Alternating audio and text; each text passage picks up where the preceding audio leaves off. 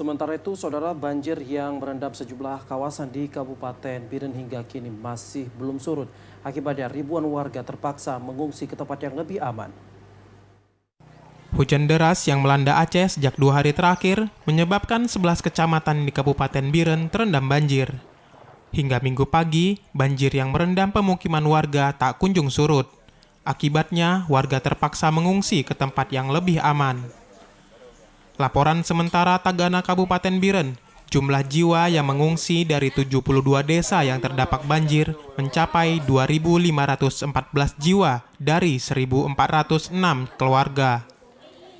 Mereka mengungsi ke sejumlah titik pengungsian seperti Menasa atau Langgar Desa hingga rumah sanak saudara yang tidak terkena banjir. Salah satu tempat pengungsian berada di Desa Cut Gelompang Baro, Kecamatan Junip, Kabupaten Biren. Di desa ini ada sekitar 400 warga dari 195 keluarga terpaksa mengungsi ke Menasa atau Langgar Desa setempat. Para pengungsi didominasi oleh lansia dan anak-anak.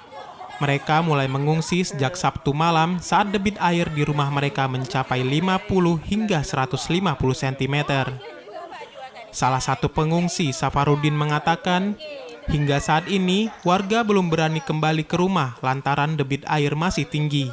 Bahkan sebagian warga tidak sempat menyelamatkan harta benda mereka lantaran air begitu cepat menggenangi pemukiman warga. Dari semalam kita jam 9 atau jam 10 lah.